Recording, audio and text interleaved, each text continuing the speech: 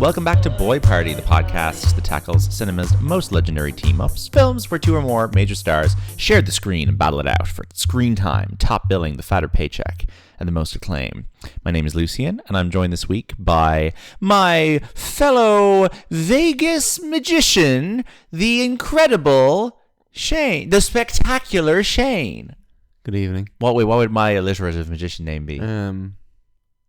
The Elusive Lucien. Yeah, that's a good one. The Elusive Lucien and the spectacular Shane. You have a very good disappearing act. I do. I like to disappear up my own ass when I'm sharing my opinions. And you like to disappear out on a run when you say you're going to be back in 15 minutes. We're getting a bit too domestic here.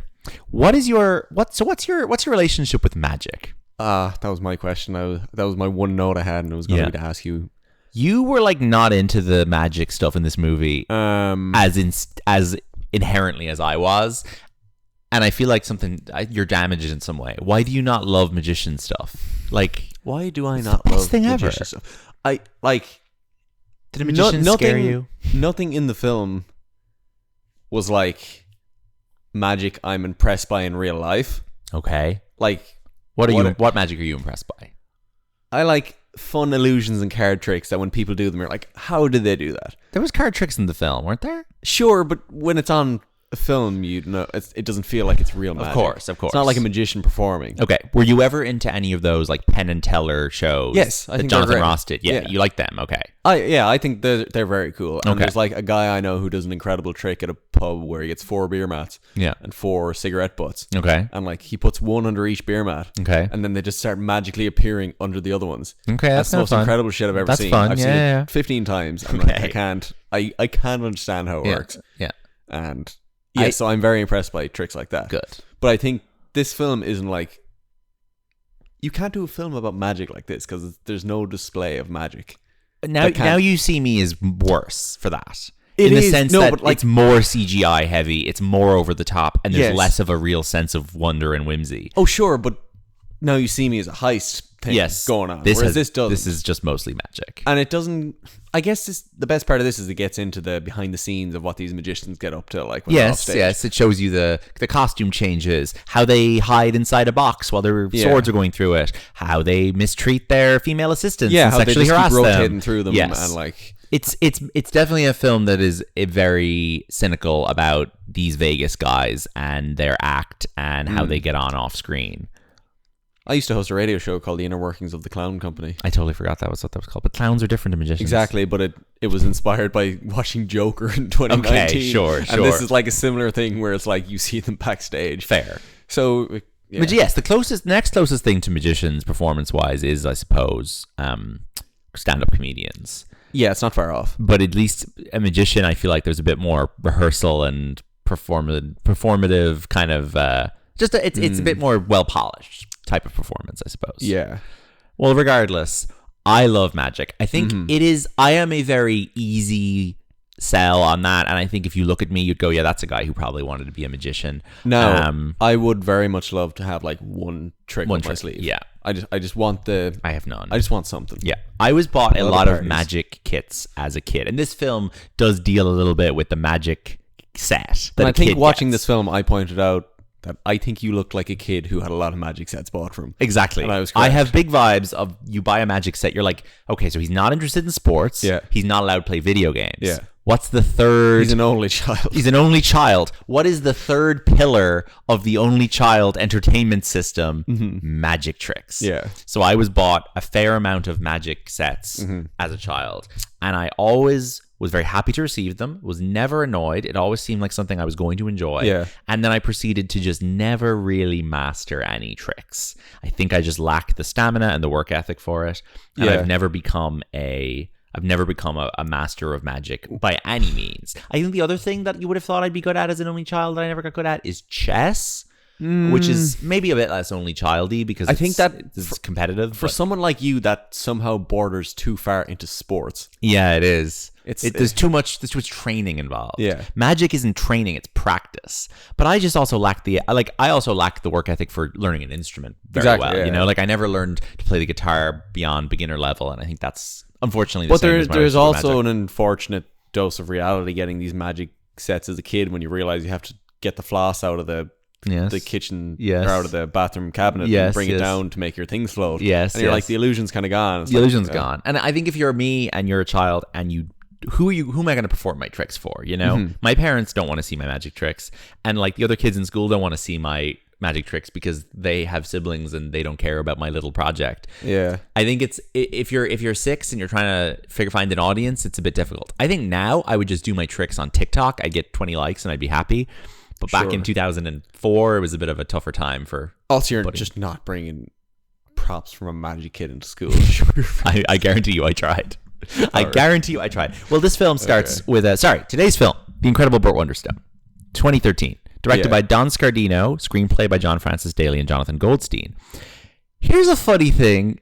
I won't go into specifics, but it's the place I work.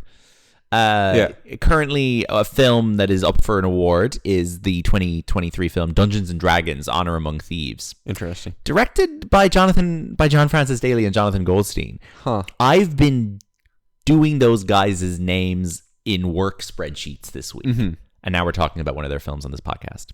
Look at you taking work home with you. Yeah, exactly. So John Francis Daley is the kid from Freaks and Geeks. He is I mostly know him as like a boy, a young boy. I won't call him handsome. He has a very charming face. Okay.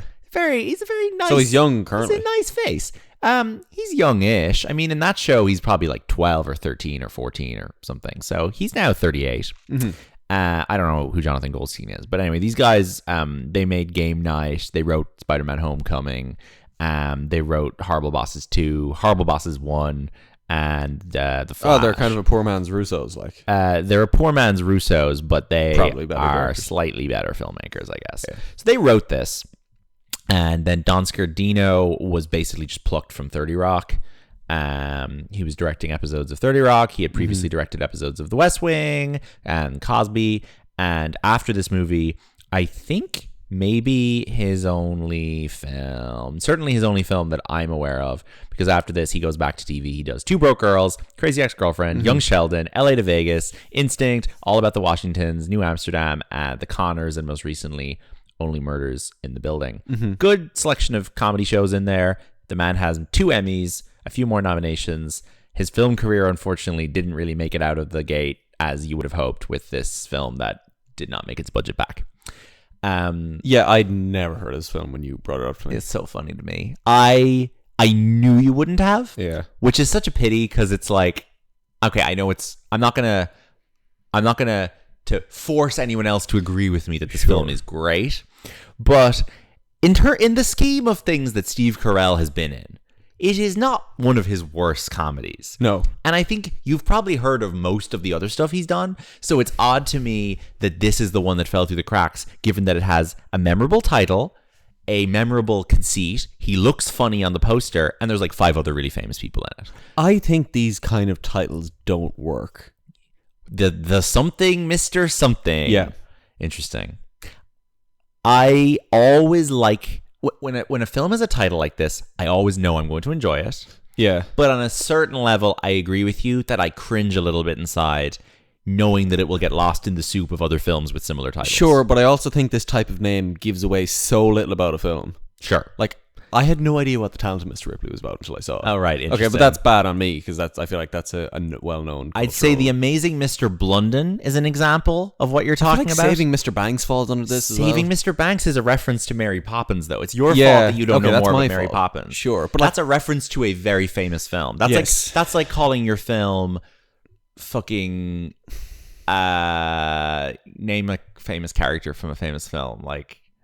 Okay, Scarlett O'Hara from Gone with the Wind. Gotcha. It would be like calling your film like Creating Scarlett. Yeah, okay. Right? You know, like putting a fucking famous character. Yes, that is on me, but right? also... Or you're making a film... Am I not a average moviegoer. You are an average moviegoer, but you've fallen through the cracks with the Mary Poppins thing, and that's your parents' fault. Sure. And I can't do anything about that. No.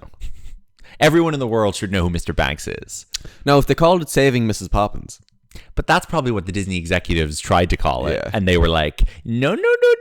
It's not about... Because the whole climactic... We're going to do Saving Mr. Banks someday on this podcast. But the final scene in that film is P.L. Travers telling Tom Hanks... Yeah. The book is not about Mary Poppins. It is about the father, Mr. Banks. So it's an important plot point that the film has his name in it. Anyway, The Amazing Mr. Blunden is one where I'm like... I think Walter Mitty falls into this as well. Oh, Walter Mitty very much falls into this. Yeah. The problem with Walter Mitty, a film we have done podcasts about before, is that Ben Stiller obviously thought that Walter Mitty was like amazing IP because that's a short story that people know. In American, it's taught in schools, and we did it in school, in my English class. But it is not. It is not big IP. Now, Ripley is a funny one because Ripley is a character that is in lots of films. Strangers on a Train and The American Friend. And there is now a Ripley Netflix show with Andrew Scott. Yes. That is called Ripley. Okay. So in my opinion, if you go under the assumption that a lot of people know who Mr. Ripley is, The Talented Mr. Ripley is a really good title. But if you come at it from the perspective of it's one of these the something Mr. Something titles, then sure, it doesn't work. Yeah. There's definitely too many of these. There's like too many films that Do you think Mr. Megorium's Wonder Emporium avoids this? Yeah, absolutely, because it's because the fucking words Wonder Emporium explain the plot of the film. If you know what an emporium is, or even if you kind of guess what an emporium is. If it was called The Amazing Mr. Megorium.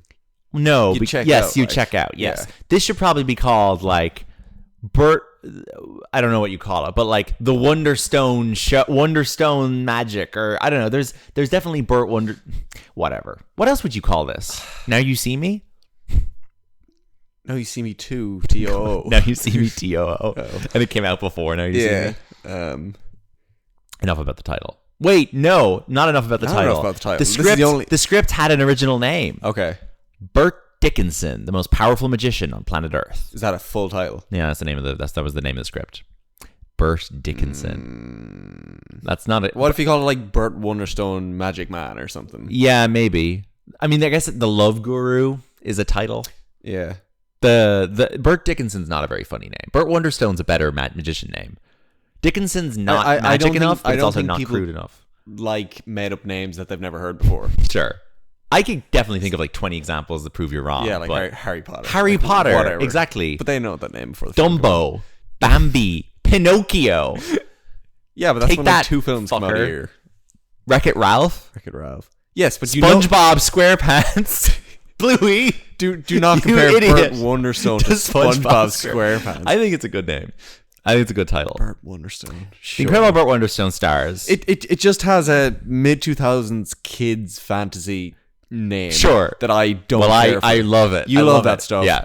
Sorry you don't. Sorry you could never experience joy and your family hate you. There's some other comparison to something. Anyway, this movie stars Academy Award nominated Horton Hears a Who star Steve Carell. Yep. And Golden Globe winning Horton Hears a Who star Jim Carrey. Yeah. This is the third film that Steve Carell and Jim Carrey are in together. Yeah. I realize now that I was going to make you guess Horton Hears a Who, and I have already given it away. Because you can name the other one? The other one. Oh, Bruce Almighty. Bruce Almighty. Yeah. So these guys exist in an interesting way with one another. Yeah. Because Bruce Almighty is, of course, massive Jim Carrey movie, early 2000s. I think pretty bad. Steve Carell has a tiny role in it, right? Yeah. He is like the, 10th biggest role? He gets so big off of The Office and 40-Year-Old Virgin that they build a sequel around his character, a spin-off around his character that is more expensive and more ambitious than Bruce Almighty, Evan Almighty. But it's like a direct sequel as well, where it follows the same plot, essentially. But it does the Noah's Ark thing. Yeah, instead of being God, he's Noah. Yeah. Evan Almighty cost $200 million. Yes. The first which they want to show you by showing you the behind the scenes in the credits. Yes, the first carbon neutral Hollywood production ever. Oh, I'm sure. Steve Carell gets on a bit of a rocky one there with that, where people are like, is this guy a movie star? Yeah. Then the year after Evan Almighty, they are the two lead voices in Horton Hears a Who. the only film that I think I saw that in the cinema. So Shane, not only did I see Horton Hears a Who in a cinema, I saw it in the cinema twice. Right. And it is the only film in my 26 years that I have seen in the cinema in the United States.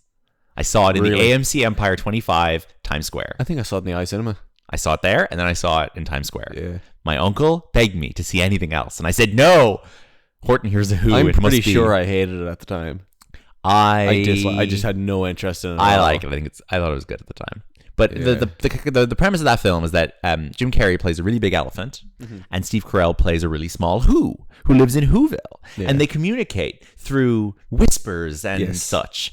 And it's an interesting pairing of these two guys at a moment where Carrey is starting to slip a little bit as the biggest comedy star, and Carell is on the up and up.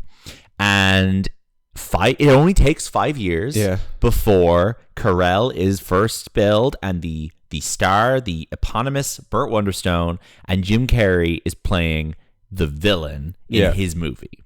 And this is not something Jim Carrey would have been doing 5 years earlier. This is Jim Carrey in a post Mr. Popper's Penguins, in a post Yes Man kind of, I mean, maybe Yes Man was a hit, but like this is Jim Carrey sort of, I can't really get a big budget film with my name above the title anymore. I'm going to play the villain in a Steve Carell movie.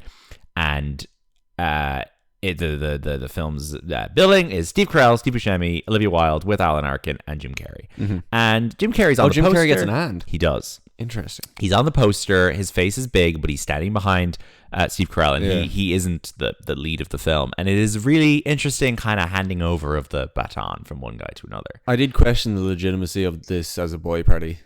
But it counts for me in the sense that Jim Carrey is still, to this day, more famous than Steve Carell as a movie star. Yeah. But Steve Carell is somewhat more famous as a general comedy figure because The Office TV adds so much to his, his level of recognition. My argument with Steve Carell, which I actually wrote a long article about a couple of years ago, which I'll link in this description, is that he is the 21st century Robin Williams. He is this family movie star. He came from TV like Robin Williams did. He does loads of family movies in the kind of first 10 years of his A-list. And then he transitions into becoming this pretty interesting awards-based dramatic actor who still dips his toe into trash when he wants to. Yeah. He is making bank off of voicing Gru for the last 15 years, much as Robin Williams made bank off of voicing the genie in Aladdin. He does shit like Foxcatcher and Beautiful Boy and Last Flag Flying that are very much in line with what Williams did with stuff like Good Will Hunting and Patch Adams, sentimental stuff. And then he also does his kind of silly, goofy comedies every couple of years. Your Alexander and the Terrible, Horrible, Very Good, Bad Day, which are kind of his Flubber and his Mrs. Doubtfire sort of things. I think there's a lot of... And then he goes back to TV, like Robin Williams went back to with the Crazy Ones just before he died. He goes back to TV with The Morning Show and with Space Force. So he's following very similar trajectory to Robin Williams, but he'll probably get 30 more years than Robin Williams did, which is going to be really interesting to see what he does he do in his 70s. Because I think he's like one step below being beloved, where like I wouldn't use the word like universally beloved about Steve Carell. He is universally liked and a bit beloved.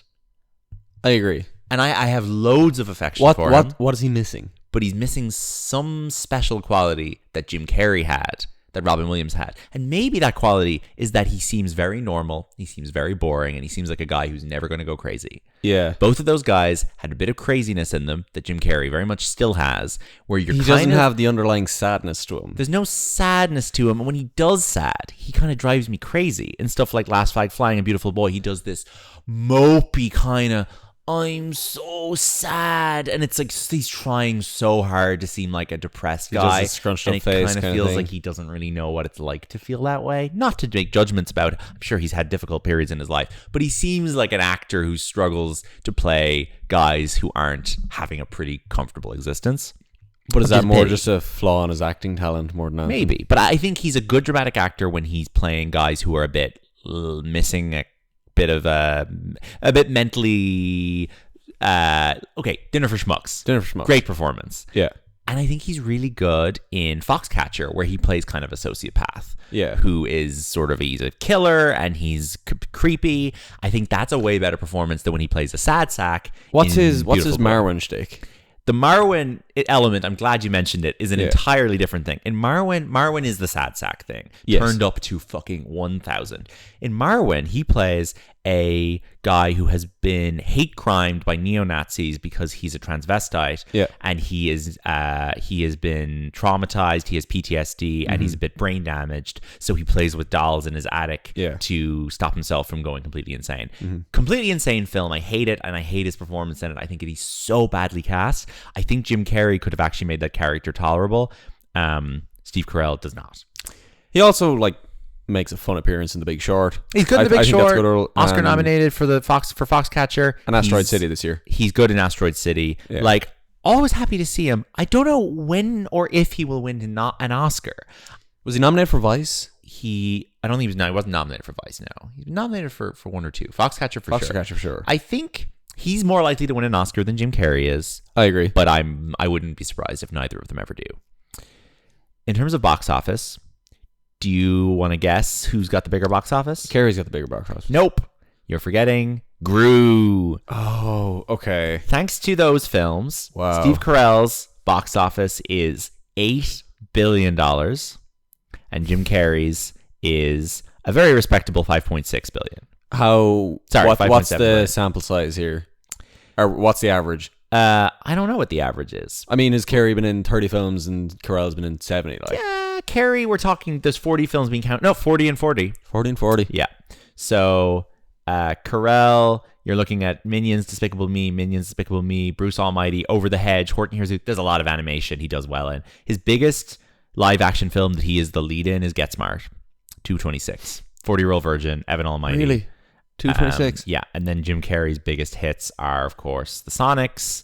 Okay, fine. If you put The Sonics in there, they kind of cancel out a little bit. The Mask did 350. Yeah. The Grinch did 340. Batman Forever. A Christmas Carol did very well. Liar, Liar. Horton Hears a Who. The Truman Show. The Truman Show, $264 million. Very good. For a interesting, esoteric drama. That is incredible.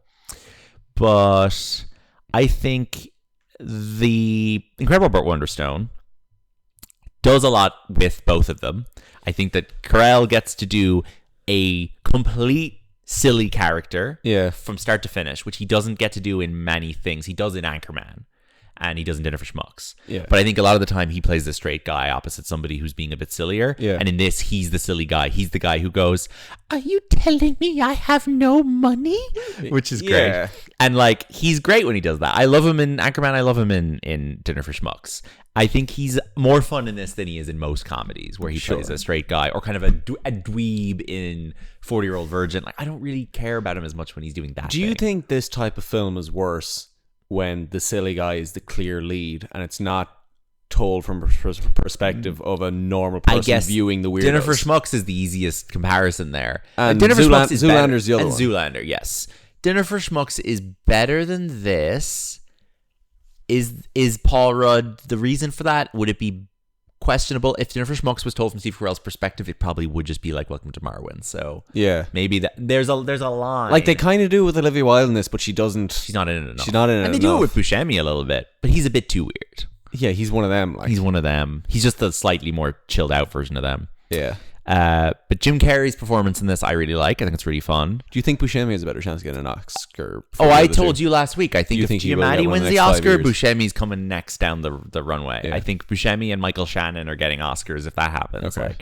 But no, I think that I think Jim Carrey is really fun in this. I think that it's a fun premise for a film to pit an old school Vegas magician against a David Blaine, Darren Brown, David Copperfield. Another thing about this, I have no interest in the kind of magic Jim Carrey's character is doing. Oh, me neither. I think it's ridiculous. It's just jackass stunt magic. It's not magic. It's just look how much pain I can knives and fire and shit that people do outside Stephen's Green Shopping Center on a unicycle, and I walk past as fast as I can. Yeah, but I like that Jim Carrey makes that kind of guy out to be the biggest asshole in the entire world you'd want to avoid. Yeah, it's a fun satire of those types of performers who are usually massive creeps and insufferable people. I don't know. I think it's fun.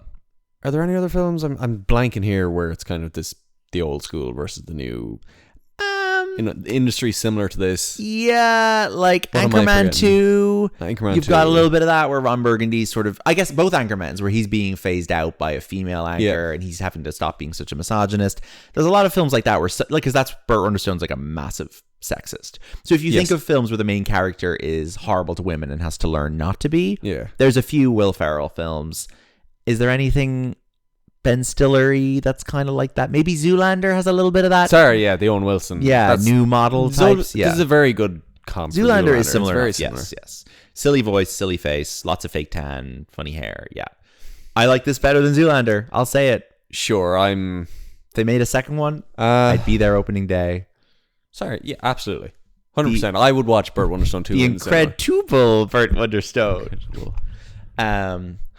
The Incredibles Burt Wonderstone. Incredibles. And the Incredibles are in it. That'd be great. That's kind of like magic. Superhero stuff's kind of like magic. Just have animated Incredibles. I hate that like 90% of magic depicted in cinema in the last 10 years has just been in Doctor Strange films. Oh, yeah. Where he goes... Sorry, that's not that's a different... It is magic. He's the Sorcerer Supreme. I know, but like...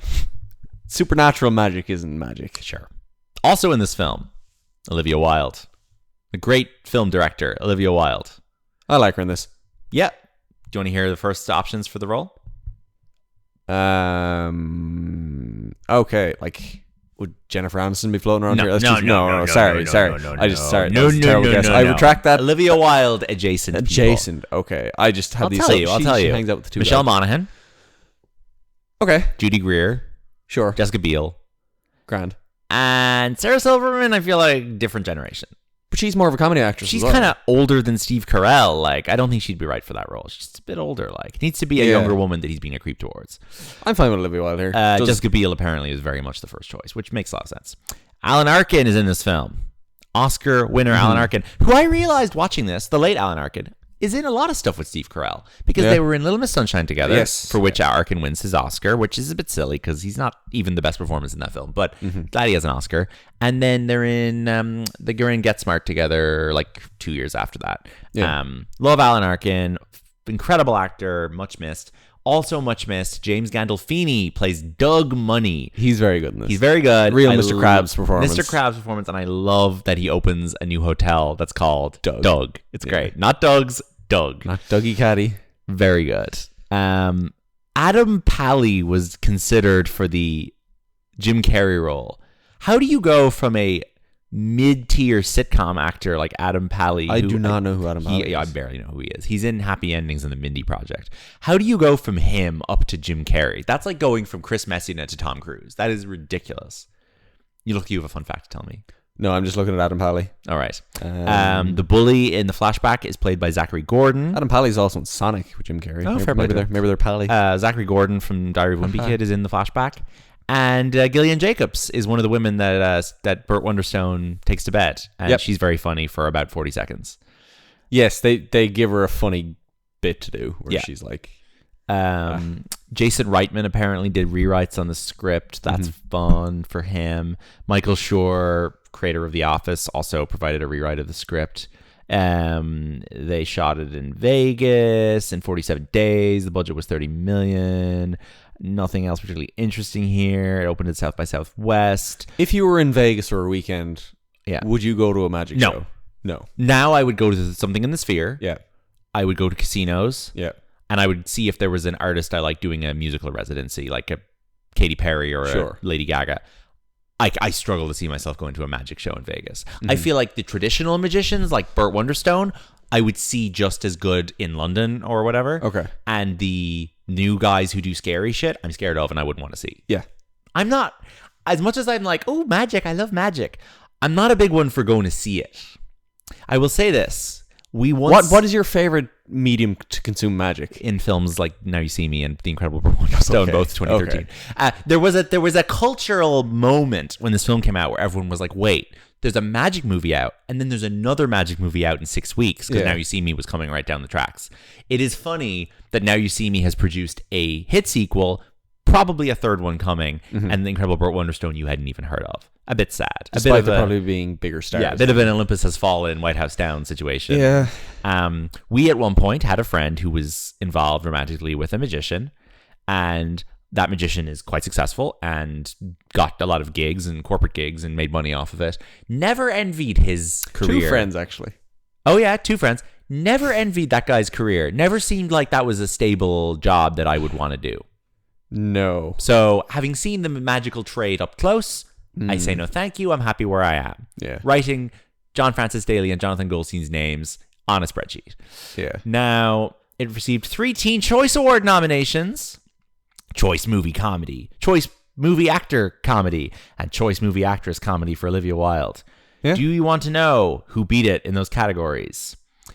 It lost Choice Movie Comedy to Pitch Perfect. Yeah, sure. Other nominees, Identity Thief, Warm Bodies, and a film called Peoples with Craig Robinson, which I forgot existed. It lost Choice Movie Actor Comedy to Skylar Astin in Pitch Perfect. Other nominees were Bateman in Identity Thief, Holt in Warm Bodies, and Craig Robinson in Peoples. And it lost, oh my God, the same movies are nominated in every one. And it lost Actress in a Comedy, Rebel Wilson in Pitch Perfect. Also nominated Anna Kendrick in Pitch Perfect, Melissa McCarthy in Identity Thief, and Kerry Washington. The kids do love Pitch Peoples. So well done to the Teen Choice Awards. Not the kids, Shane. The teens. The Teen Choice Awards, not the Kids Choice Awards. Kids are teens to me. Sure. Teens are kids. Yep, that's everything we have to say about this film, I think. You've got a credits game for me?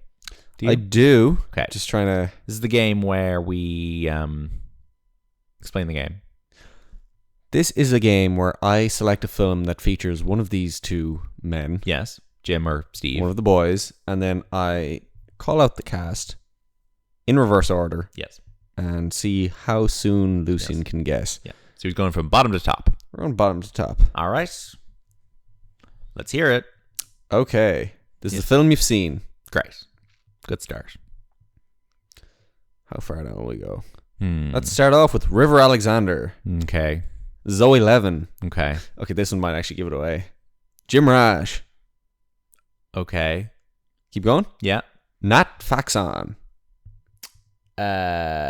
This film is 2013 as well. This film is the way back. It is. This film was directed by Jim Rash and Nat Faxon. Yeah. Written and directed. Oscar winners for writing The Descendants. They were given the budget to write and direct a film. They made the way back. The film is... This is a good cast. I don't like that film because the main guy in it, Liam James, is detestable. He's like a really unlikable actor. Yeah. And it's such a pity because it has Rockwell and it has Carell. And it has Carell, Toni Collette, Anna Sophia Robb, Sam Rockwell, Alison Janney, I'm not a Toni Collette fan either. But Amanda Peet. Yeah, there's people in it I like. Yeah. But Rockwell and Carell is a great duo. I just think the main guy in it is really annoying, and it has really broad strokes of teen coming of age movies. It's not specific enough. I like Jim Rash and Nat Faxon as screenwriters. I wish they do more interesting stuff. I don't care for that film. It's a good one to pick. It was like the first one that didn't have him on the poster, so I was like, he plays like a wacky uncle or something. Yeah. Very good. Box office time? Box office time. So, The Incredible Burt Wonderstone, as I said, cost... Oh, sorry, we should also just say quickly, Steve Carell also produced this film. Which is we always forget this bit, but wait, we discussed the poster. Never mind. We did. Sort of, yeah. The 3 of them on the poster. There's an alternate poster that has Olivia Wilde on it. Yeah. I don't really know why she's not on all the posters. I feel like she probably should be. Yeah. We talked about the billing. Who won the movie? I think... No one really. No, I think like no one is outstanding in it. But I think Carell is good, and I think Carrey's good. But did this film advance anyone's career? I don't think so. No, absolutely nobody. Not even. Didn't get Gillian Jacobs anywhere. It wasn't a hit, so no. Yeah. So yeah, nope, nobody. The film cost $34 million. Checks out. Is it possible to find out how much the cast were paid?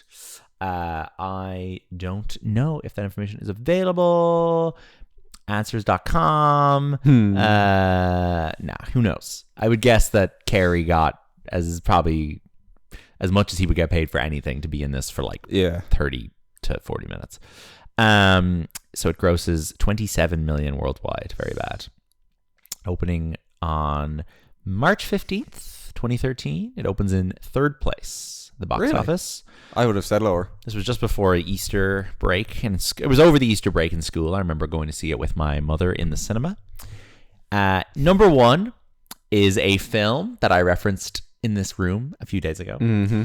It is also about a conjurer, a magician, wizard. I didn't realize they were out at the same time, but they were.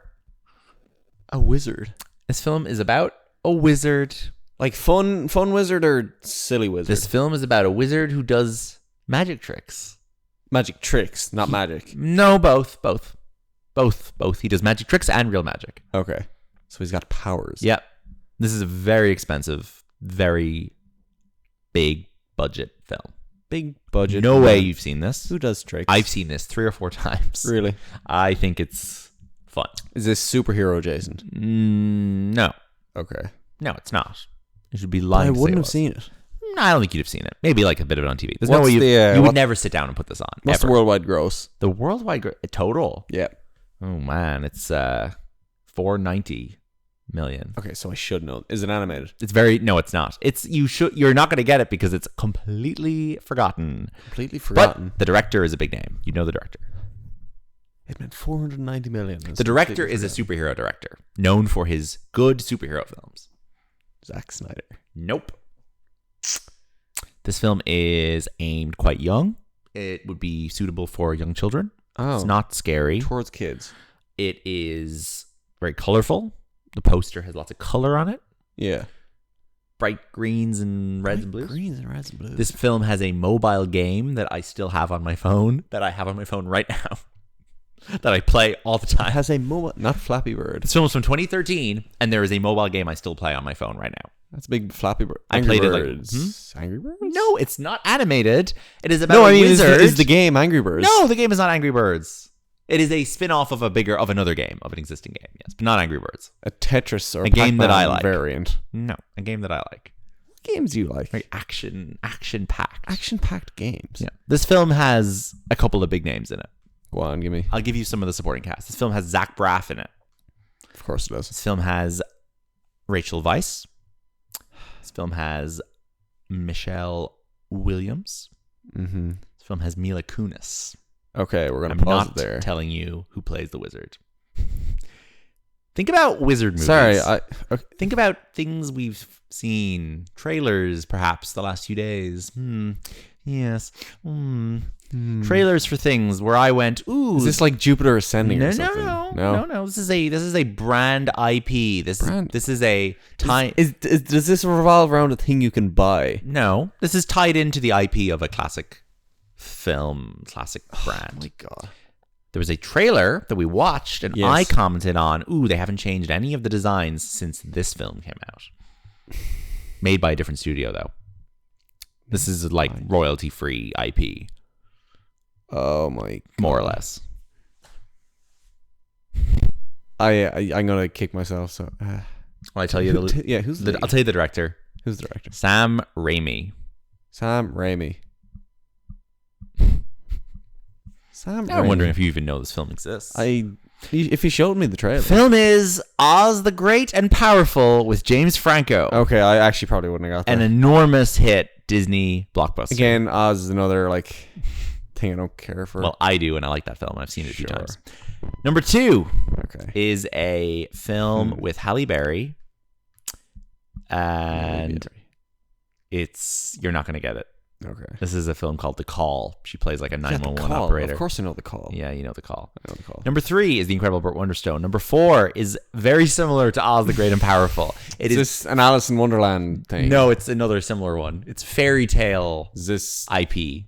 Is Angelina Jolie in this? They did a lot of these around this time. Because Alice in Wonderland was such a big hit. I have such a negative interest in any of these. The director of this film is a sex criminal. Oh, God. Superhero director. Singer. This is a singer. It's a fairy tale. Fairy tale movie. A couple of big stars in this one. This isn't like Emma Watson, Beauty and the Beast. I legitimately think that you don't know this film exists. Is it like a classic Disney? I'm going to tell you the entire cast, and you're not going to tell me what it is. This film stars Nicholas Hoult, Ewan McGregor, Stanley Tucci, Ian McShane, Eddie Marzan, and Ewan Bremner.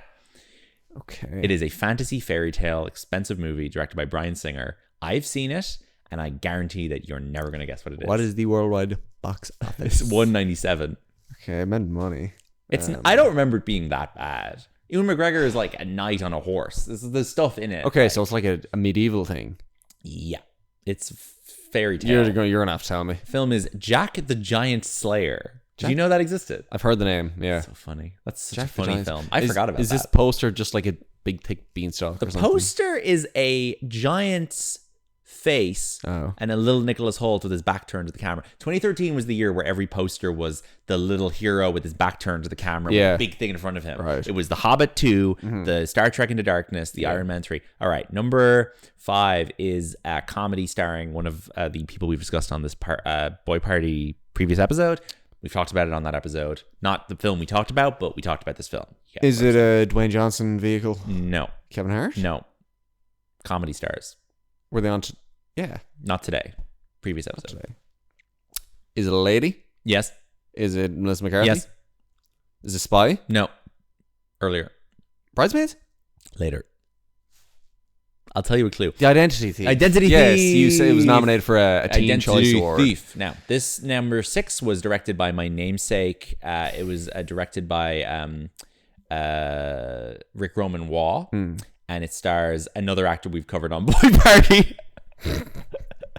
Along with supporting cast John Bernthal, Susan Sarandon, Michael K. Williams, Benjamin Bratt, and Barry Pepper. Wonderful. But the lead is a Boy Party person. Yeah. It's very, very schlocky, stupid film. I've seen it though. The name is funny. It has a funny name. The name is like a funny thing that you'd call it someone. It's a silly name for an action film. Silly name for It's an actor we've covered on Boy Party. The Rock. Yes. You've heard of this. Who was second bill there again? I can't remember. What was the Barry name? Pepper and fucking some other guys. John Bernthal. Susan Sarandon. Yeah, I forgot that John Bernthal was in this. John Bernthal. It's got a funny name. Jumanji. No. It's like a noun. Like it's a funny. Will I tell you? No. You're not gonna get it. It's not like Carnage or one of those. No, you're not gonna get it. It's got a better name than that. It's a funny name. Go on, tell me. Snitch. Oh, okay. Snitch. Number 7 is... Oh, sorry. This isn't like an action comedy. That's like... No, this is just... Sorry, this is him driving the truck. This is like a drug thing. Yes. Yeah, okay, number 7 is a teens go wild at a party movie. Bad Neighbors. No. This isn't even a... Project X. I feel like it's like the other one. The one that isn't Project X. I think Miles Teller's in this one. Unless he's in What's Project X. the one that's not Project X? Yeah, this is very similar to Project X. It's not Bad Neighbors. No. You're not going to get it. 21 and Over. Yeah, I wouldn't have got that. Number 8, Silver Linings Playbook. Number 9 is Safe Haven. Number 10 is Escape from Planet Earth. Ooh, he's calling out the films. We must be near 45 minutes. Yeah. You got Dead Man Down with Colin Farrell in there. You got Life of Pi, Good Day to Die Hard, Quartet, Born Bodies, Dark Skies, Side Effects, Argo. Any final thoughts on The Incredible Burt Wonderstone? Do you think the roles could have been switched? Yeah. Would have been better if the roles were switched. No, it wouldn't. Carell would have struggled to be believable as the stunt guy. Yeah. But I would definitely think Carell could have played Burt Wonderstone for sure. And he would have 10 years ago. Carey could have. Carey, sorry. Yeah. But I think Carell would maybe not have worked as the other guy. If this was Carey as Burt Wonderstone and would you have made a actor, Carey and Carell duo and Steve Buscemi as the new guy? Or is he too old to be the new guy? Maybe a bit too old to be the new guy. Okay. Although, but like Jim Carrey and Buscemi probably like roughly the same age. Yeah, that's the thing. Buscemi looks older than he is. Yes. 66. Okay, he's old. Never mind. Jim Carrey is 62. So not that big of a difference. Yeah. But Carrey does pass as younger in this. He does. He really does. Like, yeah, actually, that's impressive. You kind of believe that he's like early 30s. Like, maybe not early 30s. Sorry, you believe he's 38. Yeah. And he's like in this film, which is... But like someone who hangs out with 21. This film is 11 years old, so he's in his 50s in this, yeah. Yeah. Thank you for tuning in to Boy Party. If you like magic as much as I do, give us a shout, and we will do Now You See Me very soon. And go to your local film studio on demand. They make The Amazing Burt Wonderstone 2. The Incredible Burt Wonderstone. The Incredibles Burt Wonderstone 2. Directed by Brad Bird Wonderstone. Brad's Bird Wonderstone. Thank you, Shane. Incredible bit. Thank you, listener. Thank you. Thank you, Steve Carell and Jim Carrey, for providing us with 44 minutes and 20 seconds of pod content. Yeah. See you next time here on Boy Party.